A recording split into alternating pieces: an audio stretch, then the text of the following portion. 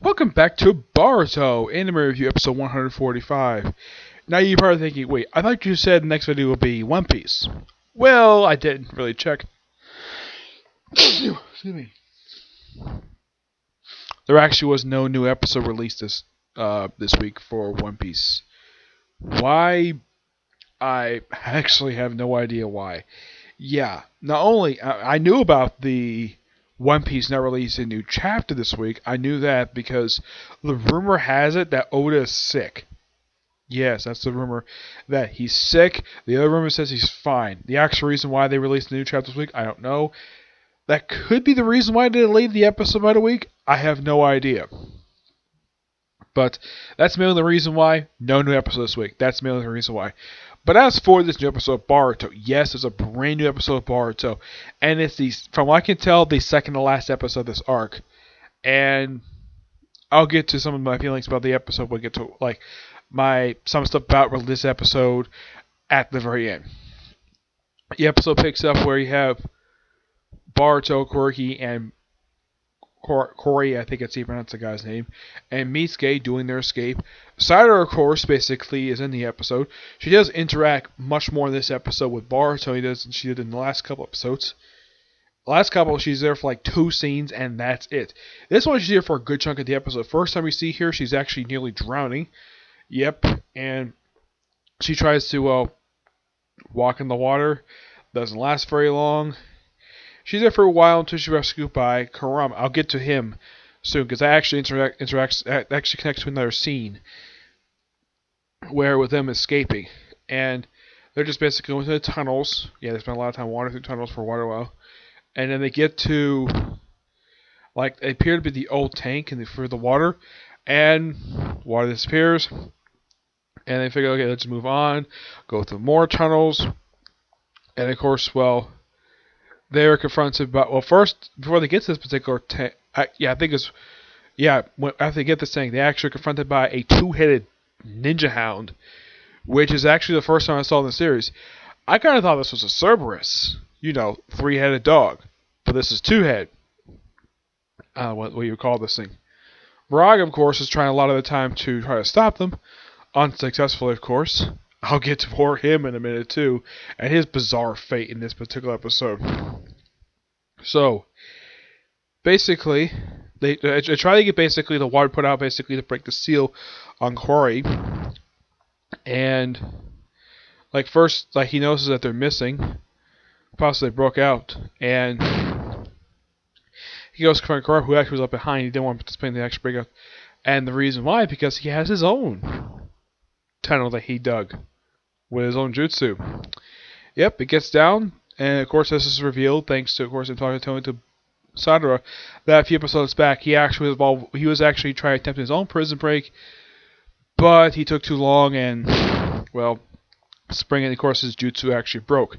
And then he's next seen talking to the prison boss, where apparently he's cushy with Braga, who for his influence so he can survive. He sees his jutsu is still active, and that's last see him for the episode. He just basically sees for a few scenes, and that's it.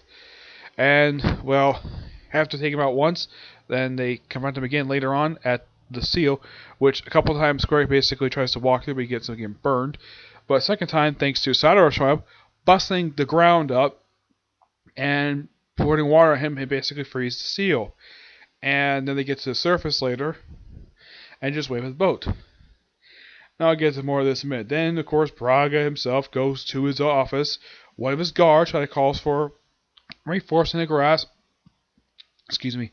And he's like, that's uncalled for. And it's implied off screen he killed his own guard. Why in the world now the reason he did this, his motivation, not really revealed, but then he goes visit the prisoner in solitary confinement. Not the one they put there a couple episodes back. No, not him. He's not even seen this episode at all. He's not even mentioned. Yeah, he is released from the cell in exchange for taking out Boruto, Kuroki, and basically his group. And released from the cell, and police seal him. And then Kuroki kills Braga with his release jutsu. It's the first thing he does because he's desperate. He really wants to stop this breakout. And he needs this guy to tell the breakout. So, and his thank you for releasing him is to kill him? Yeah, the way it looks, he killed him because the man's a murderer. So yeah, he just killed the warden. Yeah. Okay, and then they're basically waiting on the shoreline for the food boat. And then confronts him with the guy the very next episode, the end of the episode, where Sarah was like, Sarah recognized him because he heard his voices before. It's like, you're him. And everyone's like shocked to see him. Like, ooh, it's a full moonlight. Time to meet the party. That's not exactly what his wording. That's not what he really said, but yeah. Full moon behind him. Apparently, that's his source of his jutsu. Is basically the full moon. That's the episode. It seems as though this episode was written sort of on the fly. Like they just abruptly changed the main antagonist of this particular arc. From the look of it, looked like that Brenga could have been the main antagonist. That's what it implied, that he was the main antagonist. He was the one basically the main villain. And then he just, like, then he gets the power, then he comes back. It's like the writers of this arc didn't know what to do with this character. So I figured, yeah, next one's going to be the last one. So before the last one, let's just kill him off and just, let's pretend he never existed. Yeah. By far, a really odd episode. For one thing, oh, and by the way, this is supposed to be a prison. It's supposed to have lots of guards. Show them like a couple, like I think it was just in the previous episode, like not the last week's episode, but the previous one, where we have like a bunch of prison guards. Guess how many prison guards actually have seen this episode? Like one. Yeah, just one guy. I think this is the same guy that Misuke and Baruto saw when they were going to that sewer tunnel. Yeah, I'm going to go to the entrance of that. And then he's killed off by Brenga off screen. How? He must have burned him. They don't show his freaking body. They just show his boots, but don't show any more than that. Can't show the fact that he's actually dead. Nope. And we don't see any blood. Yeah, that's interesting. No blood. I'm like, did the people who made this episode have a no blood policy? Because people have bled in this series before. Heck, even the whole franchise has basically shown the characters bleeding. Boruto has bled in this series. So has freaking Naruto. Sandra, as far as I can tell, has never shown any blood in this series I can think of. I know Boruto has. But were the people who made this episode afraid to show actual blood? Like, it was either that or that the network that this particular thing is on in Japan, maybe they don't like seeing blood that much in the series, so maybe they didn't feel like actually doing it. Yeah.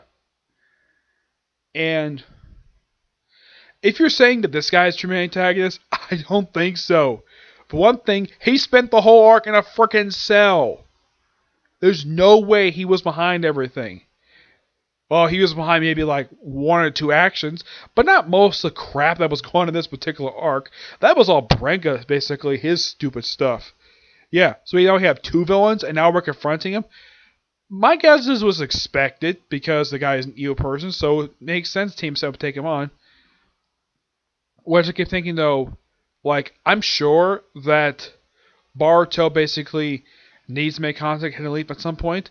And here's kind of the thing. Never mentioned he made contact with Hidden Leaf. Sadara herself never contacts the Hidden Leaf at all. The whole time. Also, the Lord of the Castle is not even mentioned this whole episode. It's like they completely forgot the man existed. Because that's the strange thing about this arc. We introduce characters at the start of the story, and then little by little, we just take them out.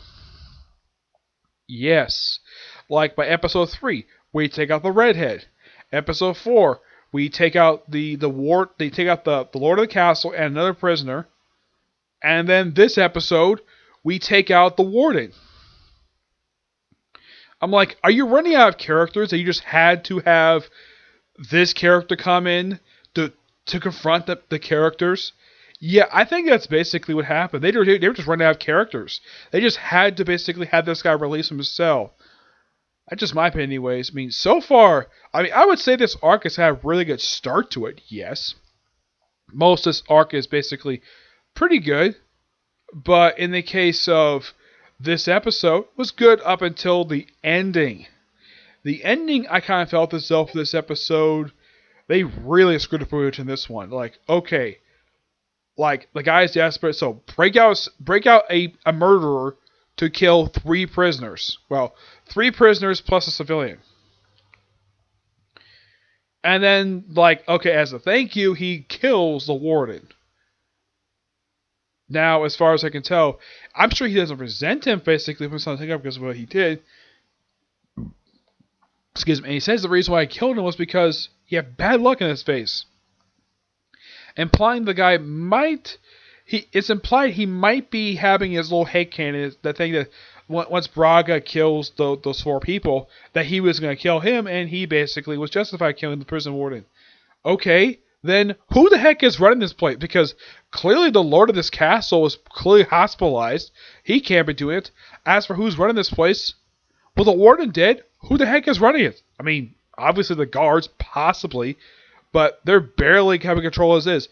And what are they going to do? Who the heck knows? It probably wrapped up by next week's episode. So yes, good episode. Didn't like the ending very much. Yeah, because it's just basically there for a shock. Yep. So, yeah, that's it for Cycler Review. I got 2 manga reviews I'm going to do. First of which is going to be My Hero Academia, then Demon Slayer. Yep. But see you next view. Bye.